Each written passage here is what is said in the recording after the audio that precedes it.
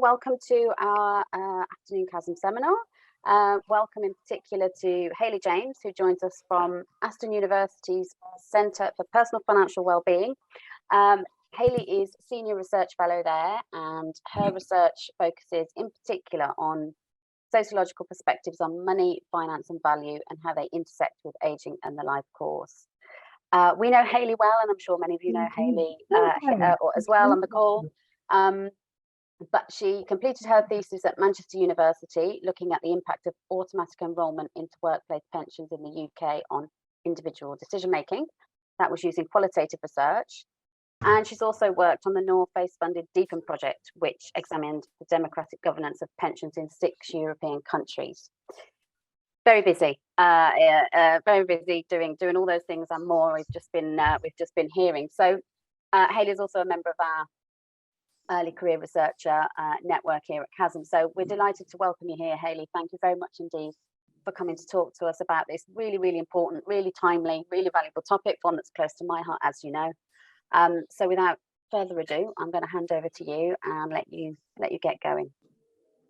Thank you very much, Louise. I will just start sharing my screen. Let me just make sure that's okay.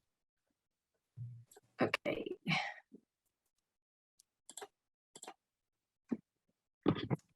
Can you see the slides there? Fantastic.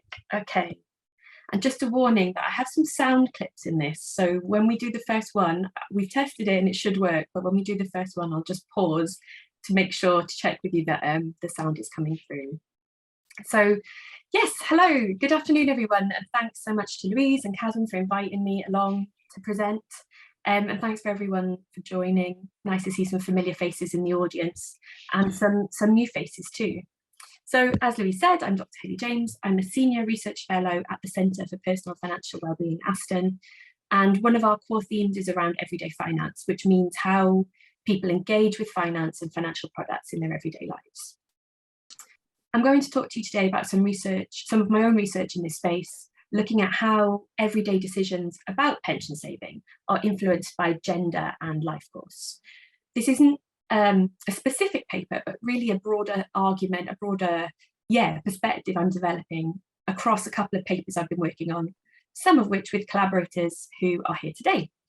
So I'll pick up on those and discuss how they kind of thread into this overall picture as we go through. And all feedback really welcome, will really help me develop this perspective and kind of where I take it next. Just before I move on, as Louise mentioned, I'm also a postdoctoral research fellow on the Deepen project, which is based at University College Dublin, which looks at pension policy in 6 European countries. And yeah, I can share more information about that later on if people are interested. So the context for this research relates to 2 kind of interconnected or overlapping themes. The first is asset-based welfare, which is a policy development which described how state provision of welfare has become less important and more emphasis put on the accumulation of personal to provide welfare needs. This has been critiqued. Apologies, Hayley, for that background noise. I'm going to see if we can sort that out. That's okay, no worries, thanks. So asset-based welfare has been critiqued in policy fields, not least because of the way that these structures of personal asset ownership actually create inequalities and new divisions in society between who is able to provide for their needs and who is not. The second theme is financialization, a broader trend which identifies the growing importance of financial tools, techniques, and institutions across social, economic, and political landscapes. In particular, an important thread of this literature discusses how areas of everyday life are now becoming subject to financial calculations. And pensions is one such area, as people are increasingly expected to accumulate personal assets to provide for later life. In the UK, that's really notably seen in the shift from defined benefit to defined contribution pensions. And these sort of changes in pensions were normally based on an assumed life cycle where savings or assets peak in midlife and consumption is smoothed into retirement, supported by financial products. So the aim of my work is to understand how people engage with pension saving in their everyday lives. To what extent do these experiences connect to this imagined life cycle of asset accumulation? So what literature do I draw on to help understand this question? Well, first of all, literature from economic sociology, which shows that rather than being kind of arm's length or objective decisions, money and finance are embedded in real life contexts, meaning the social, cultural, temporal rationalities of our lives. They shape how we actually go about finance, how we do finance. So I tend to summarize that as finance being meaningful practices, things that we do that hold meaning in the context of our lives. There's also a large body of really excellent work, which I'm building on, around gendered life courses and pensions.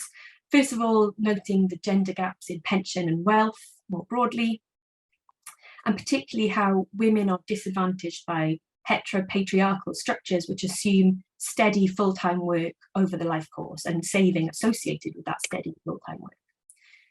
Also research that demonstrates that there are specific experiences in the life course that affect the accumulation of resources in both state and workplace pensions. So for example, working part-time, having children, or getting a divorce. These are experiences which have a kind of cumulative impact on how much resources are then available to people in later life.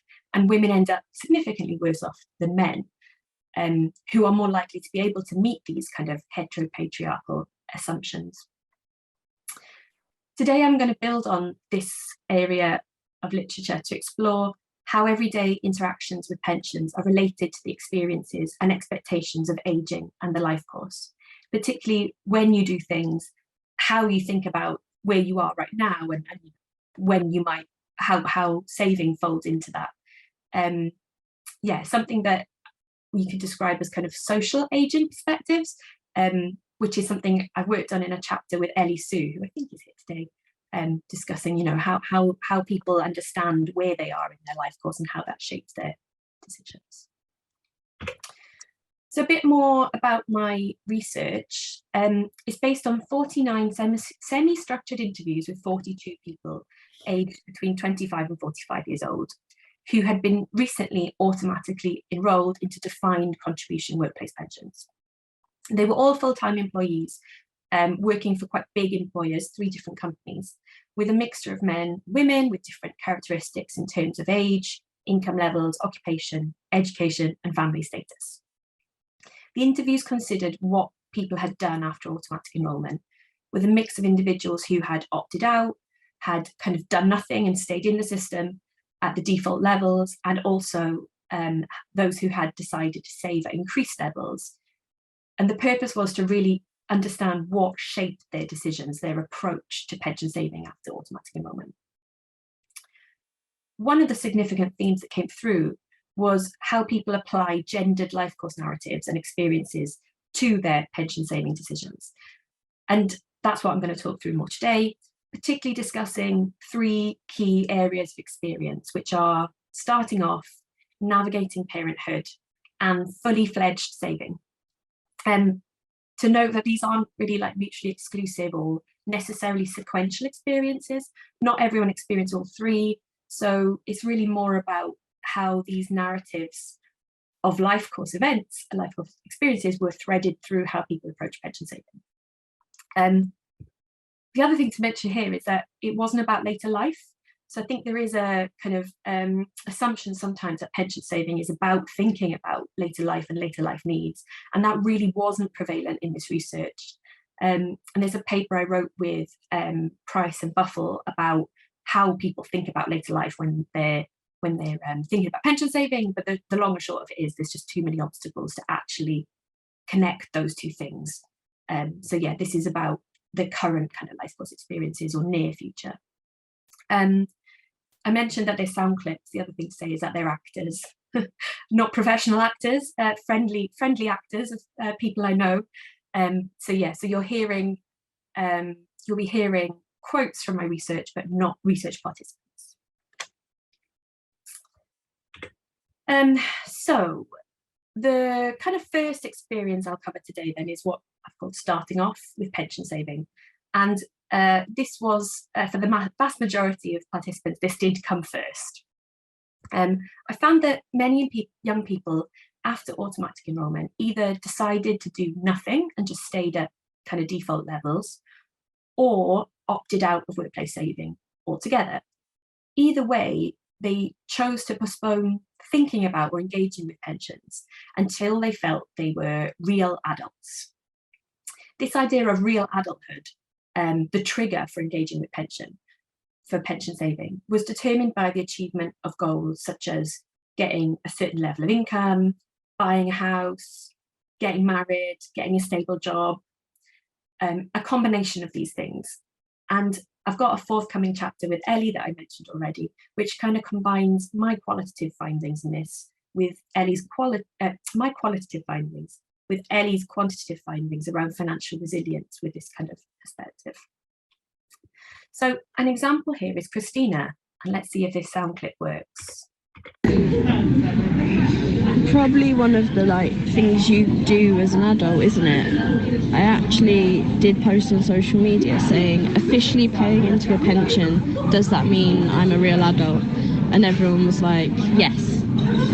I recently opened a savings account for Help to Buy, even though it's going to take me forever, 5 to 8 years. I thought I'd at least start, because I figure once I've got that, then I can start saving for a pension. It comes first in logical steps. This wasn't just a kind of excuse or narrative, because there were also some participants who had started to engage with pension saving once they had achieved those goals, many of whom were not necessarily that much older or on higher incomes or more educated or financially literate to explain that kind of difference in other ways. So, for example, Izzy. I was paying minimum pension contributions at my old job because I don't earn enough and I don't want to stay here. Whereas now, in the last few years, I've had promotions at work, I've bought my own house. In terms of maturity, I've moved quite quickly. I thought I need to get stuck in, and it all fell into place quite naturally. And my boyfriend was exactly the same. And now we feel like fully fledged adults. However, for some people, the experiences of threshold adulthood extended quite far into their 30s and 40s, preventing them from really kind of getting going when it came to accumulating pension assets. The people who were able to achieve real adulthood early on, like Izzy, were normally supported by intergenerational resources. And while it was hard to make direct comparisons in this project exactly, we can expect that women might find it harder to achieve some of these goals due to inequalities around income, job status, job security, and also property ownership.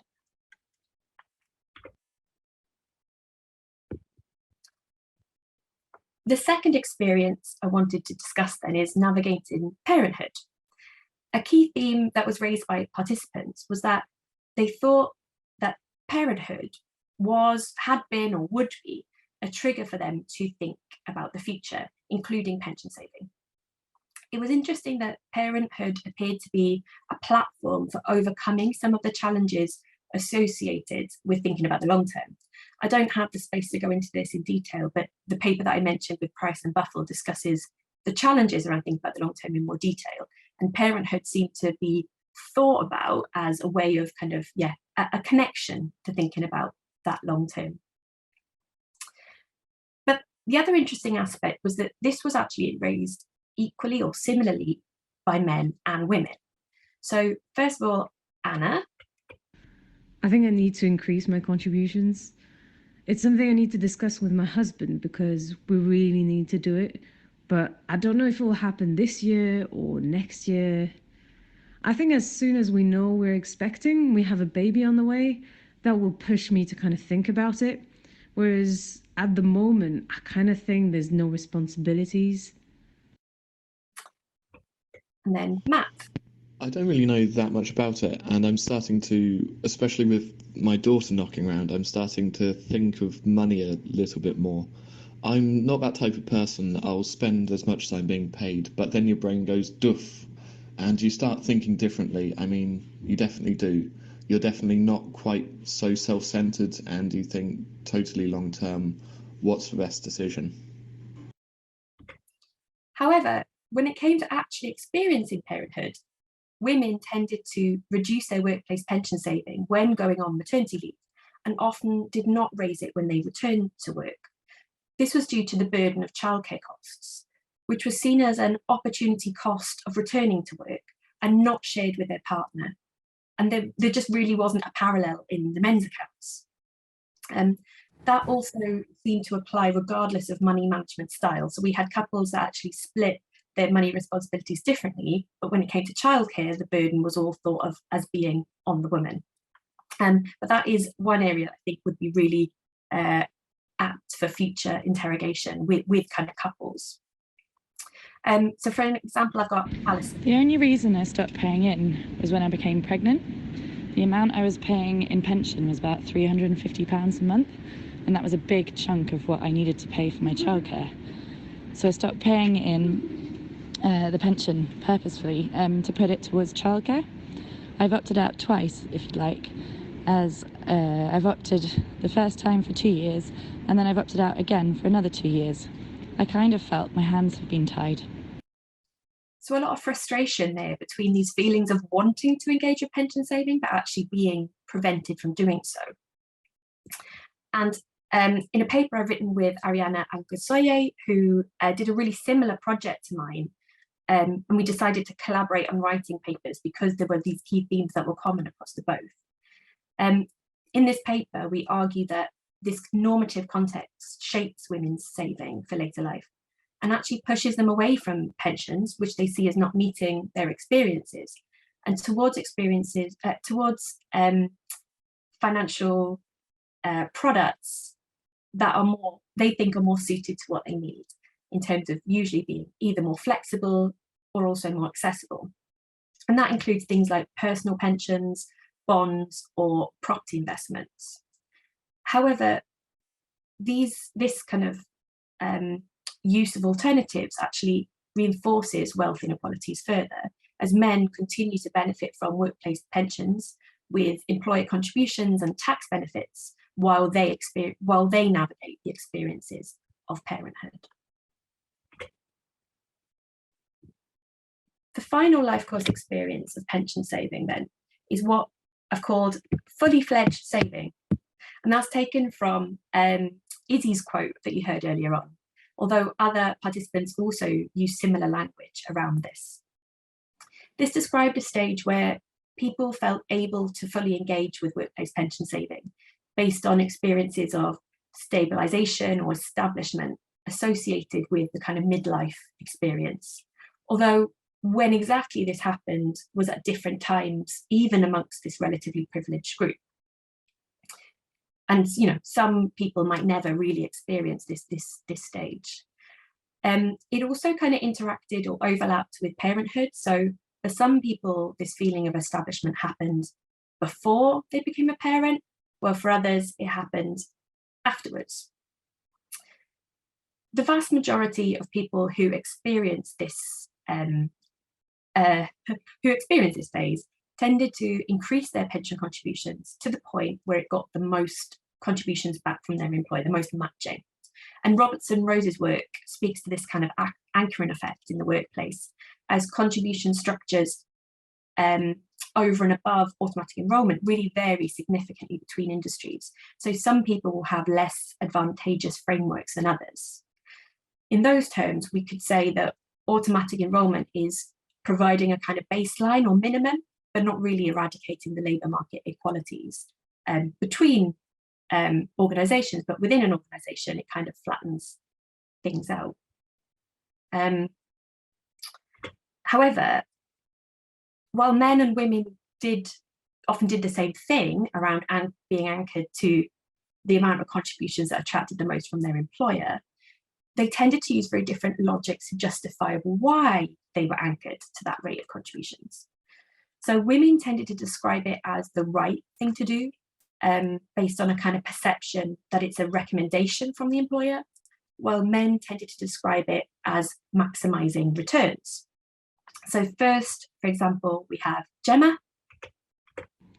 It sounds really bad, but I'm not that bothered because I trust that the system's well and I trust that everybody else is doing it. So it's just going to work for me.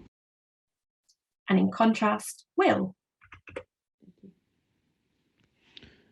I put in the max up to where the match is best. It's free cash, right?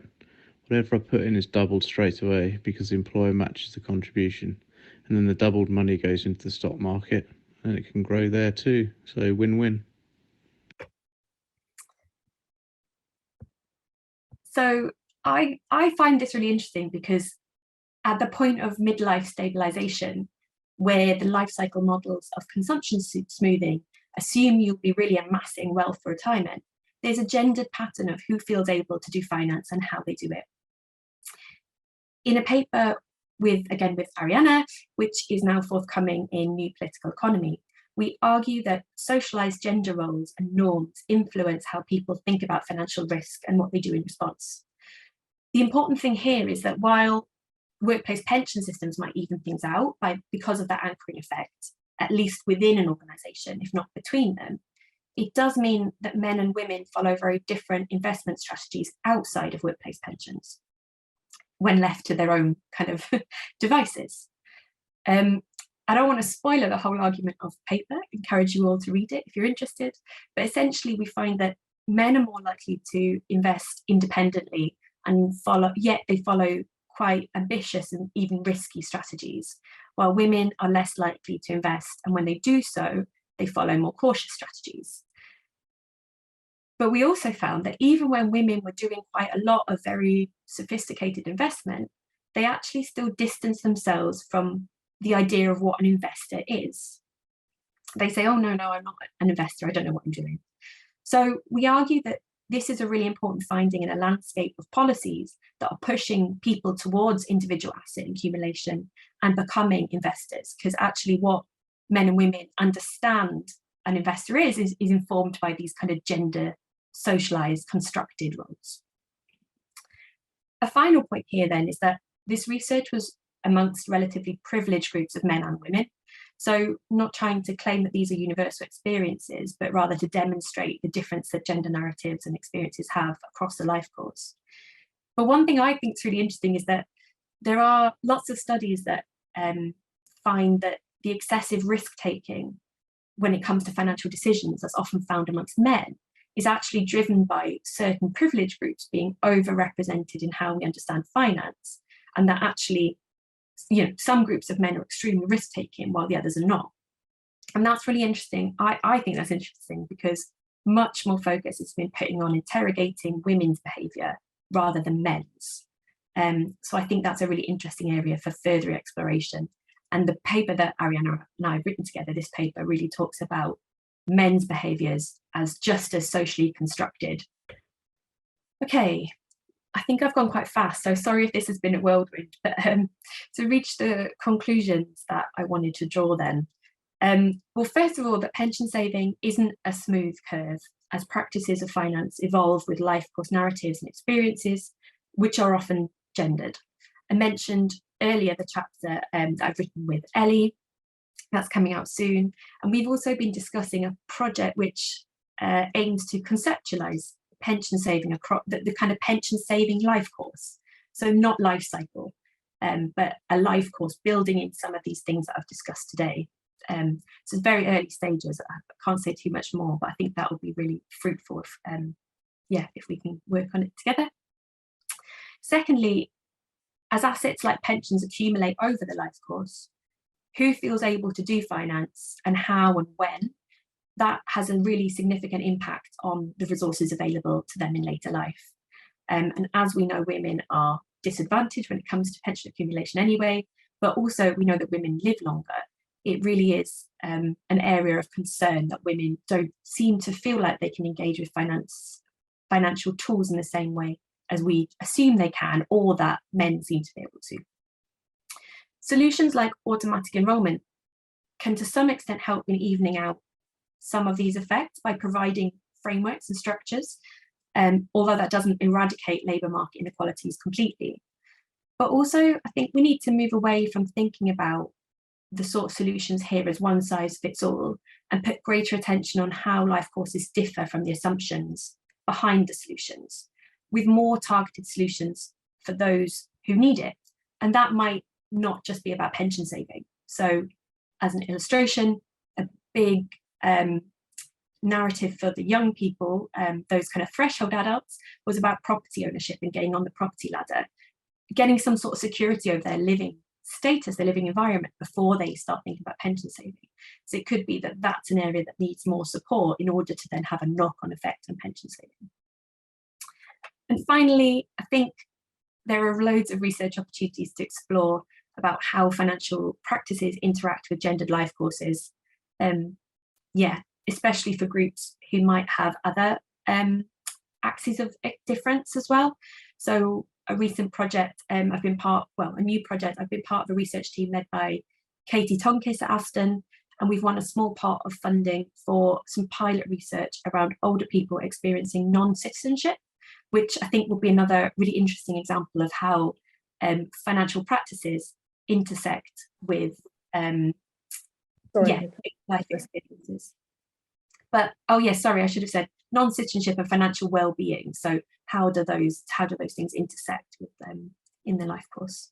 But I can think of many other examples, and very happy to discuss this further today.